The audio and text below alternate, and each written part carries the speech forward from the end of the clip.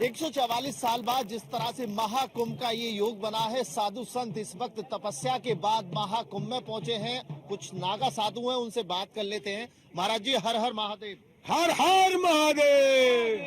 भक्तों के लिए आशीर्वाद दे रहे हैं महाराज जी। भक्तों को आशीर्वाद दे रहे हैं, जन कल्याण। भगत खुश रहे, सदा खुश रहे भगत।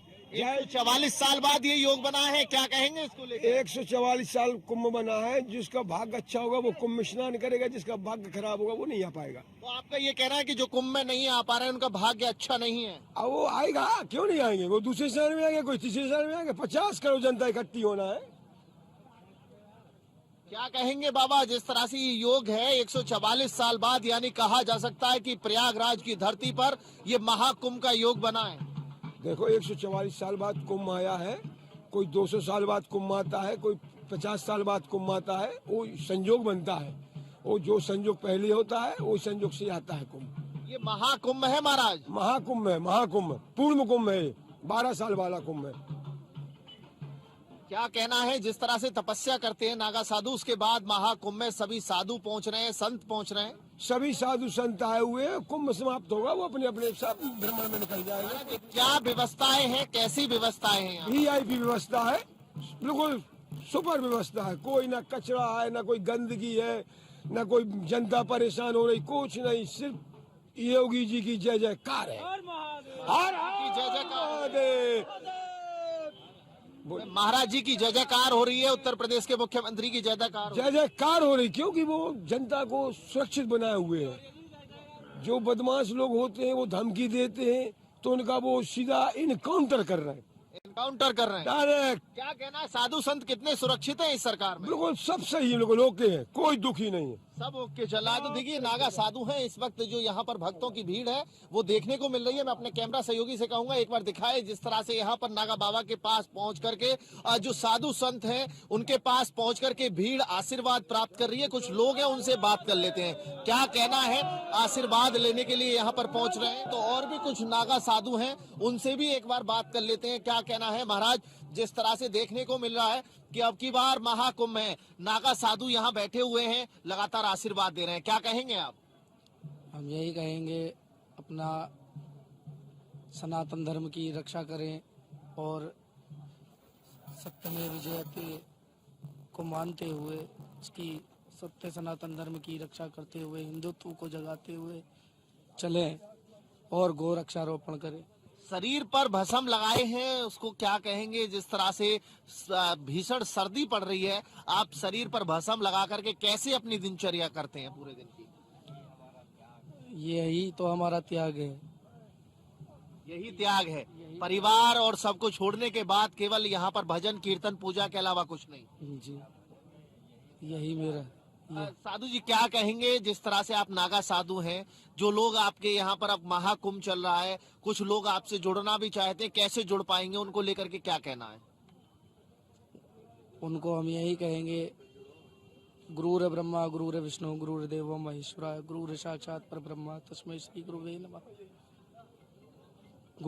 गुरु ही सत्य मार्ग पर लेके जाता है, और जिन जिन के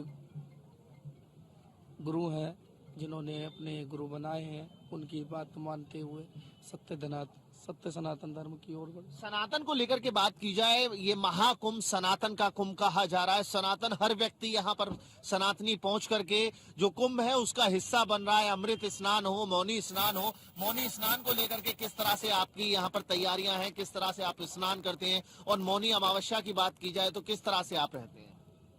मौनी अमावस्या के समय हमारे दो बाले जाएंगे स्नान के साथ करने के लिए, जिसमें हमारी नागा सन्यासी और ब्रह्मचारी इत्यादि सभी मंडलेश्वर आचार्य शंकराचार्य साधु हैं। और दूसरी तरफ अगर बात की जाए, जिस तरह से महाकुंभ चल रहा है, उसी बीच अगर बात की जाए तो यहाँ पर जो भक्त हैं वो नागा साधुओं का आशीर्वाद लेने के लिए पहुंच रहे हैं। भारी भीड़ इकट्ठा है और यहाँ पर नागा बाबा सभी भक्तों के लिए आशीर्वाद दे रहे हैं। लगातार अगर देखा जाए तो महाकुंभ की अगर बात की जाए तो भारी तादाद में प्रयागराज में इस वक्त संगम के तट पर जो महापर्व चल रहा है, महापर्व का हिस्सा यहाँ पर लोग बन रहे हैं। कुछ लोग हैं उनसे बात कर लेते हैं। कुछ युवा हैं। क्या नाम है आपका? मेरा नाम नीतीश झा हुआ। कहाँ से पहुँचे? हम देवघर से आए हैं सर। अच्छा, देवगढ़ से पहुँचे। क्या कहेंगे अभी नागा साधु बाबा का आपने भी आशीर्वाद लिया है? बहुत अनुभूति ऐसी हो रही, इतनी अच्छी अनुभूति हो रही कि मैं अपने शब्दों को बयान नहीं कर पा रहा हूँ। अच्छा, इतनी अच्छी अनुभूति हो रही है। मैं कभी सोचा नहीं था अपने जीवन में कि ऐसा भी महाकुंभ, मैं फर्स्ट टाइम आया हूँ महाकुंभ, और शायद सुना कि न्यूज में देखा 100। कहा जा सकता है ये 12वां वो कुंभ है जो पूर्ण कुंभ है, इसके लिए इसको महाकुंभ कहा जा रहा है। महाकुंभ का अर्थ जानते हैं कि महाकुंभ क्या होता है? महाकुंभ एक सनातनियों को एक करने का एक सबसे बड़ा व्यवस्था है, जिसमें हिंदू सनातन जाग रहा है, हिंदू जाग रहा है। और योगी सरकार का तो बात ही नहीं करना, भव्य देख सकते हैं, पूरा जनता 5 स्टार रेटिंग दे रही है। 5 स्टार रेटिंग दे रही है योगी जी को। एकदम व्यवस्थाएं कैसी हैं? एकदम फर्स्ट क्लास, कोई इसका कोई तोड़ ही नहीं है। तोड़ ही नहीं है। क्या नाम है आपका? आकाश। क्या कहना है आकाश? कहाँ से आए हैं आप? हम महाराष्ट्र से। आप महाराष्ट्र से आए। कैसी व्यवस्था है और आप यहाँ नागा साधुओं को आशीर्वाद लेने के लिए पहुंचे हैं? भारी भीड़ इकट्ठा है, सभी यहाँ पर साधुओं का, संतों का आशीर्वाद ले रहे हैं। हाँ, सभी ले रहे हैं, हमारा पूरा ग्रुप आया है। अच्छा, आपका पूरा ग्रुप आया। क्या कहेंगे यहाँ को लेकर के? कैसी व्यवस्था है, क्या सब कुछ है? एकदम अच्छी व्यवस्था है, सब कुछ सही है। सब कुछ सही है। कुछ संत हैं उनसे भी बात कर लेते हैं, क्योंकि लगातार अगर महाकुंभ की बात की जाए, महाकुंभ ये वो पर्व है जो सनातन के लिए गर्व है। ये तो गर्व का भी है ही।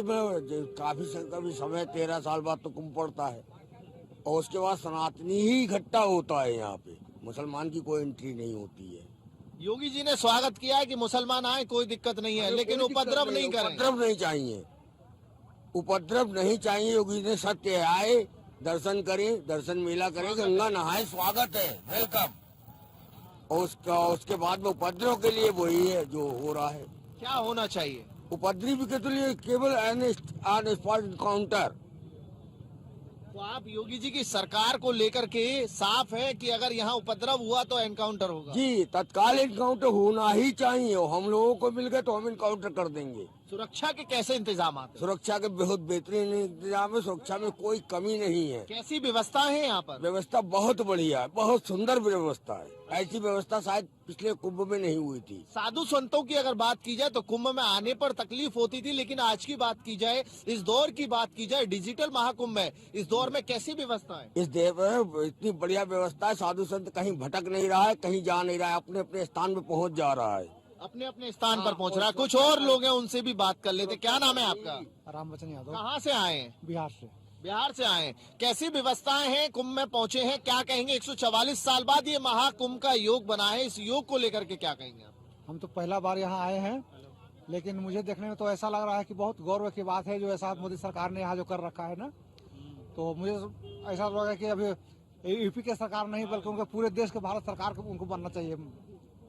अच्छा, योगी जी को प्रधानमंत्री बनना चाहिए। योगी जी के प्रधानमंत्री बनना चाहिए।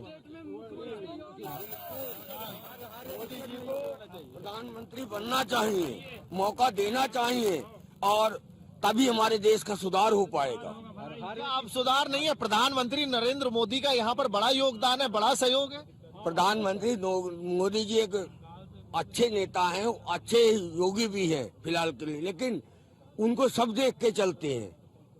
वो बाहर केंद्र के लिए लेकिन अगर मुख्यमंत्री योगी आदित्यनाथ को कमान मिलती है तो कुछ अलग नजारा कुछ अलग नजारा देखने को मिलेगा, और जो हम चाहते भी हैं कि बहुत प्रताड़ित हो चुका है हिंदू, अब बहुत अत चुका है। और ये रोज का हाय हत्या नहीं होनी चाहिए, एक निष्कर्ष निकलना चाहिए इसका कि क्या होना है, इसका क्लियर करना चाहिए। अब हाय हत्या नहीं देखी जाएगी। नहीं, अभी जो नरेंद्र मोदी जी हैं बहुत अच्छे हैं, कोई उनमें खराबी नहीं है, लेकिन अच्छे में भी अगर मार्केटिंग में जाते हैं कोई दुकान में तो अच्छे से भी और क्वालिटी अच्छे निकलने लगते हैं। तो मुझे ऐसा मालूम पड़ रहा है कि वो तो अच्छे हैं, लेकिन अच्छे से भी अच्छे योगी जी पहुंच तो रहे हैं। आपको लगता है कि जनता का जो रुझान है वो कहीं ना कहीं चुनाव पर भी है, लेकिन कहा जा सकता है कि ये महाकुंभ है, इस कुंभ की अगर बात की जाए तो साधु संतों के सत्कार के साथ जो जनता है बेहद खुश है। जनता इस वक्त योगी जी के जयकारे लगाती हुई नजर आ रही है। वहीं अगर बात की जाए तो भविष्य में अपने प्रधानमंत्री के रूप में उत्तर प्रदेश के मुख्यमंत्री को देखा जा रहा है, और ये भीड़ इस वक्त जो इकट्ठा है ये मुख्यमंत्री योगी आदित्यनाथ की तारीफों के पुल बांध रही है। कहा जा सकता है कि यहाँ पर जय श्री राम के नारों के साथ यहाँ पर देखा जा रहा है जो भीड़ है वो जम करके नारे लगा रही है और मुख्यमंत्री की तारीफ करती हुई ये जनता, ये आस्था के श्रद्धालुओं की अगर बात की जाए, इन श्रद्धालुओं की अगर बात की जाए तो यहाँ पर माननीय मुख्यमंत्री योगी आदित्यनाथ का धन्यवाद हर व्यक्ति करता हुआ नजर आ रहा है, चाहे वो साधु है या संत है या आम व्यक्ति है। महाकुंभ में नागा साधुओं की अहम भूमिका रहती है। तपस्या के बाद अगर बात की जाए तो कुंभ में साधु पहुंचते हैं, संत पहुंचते हैं,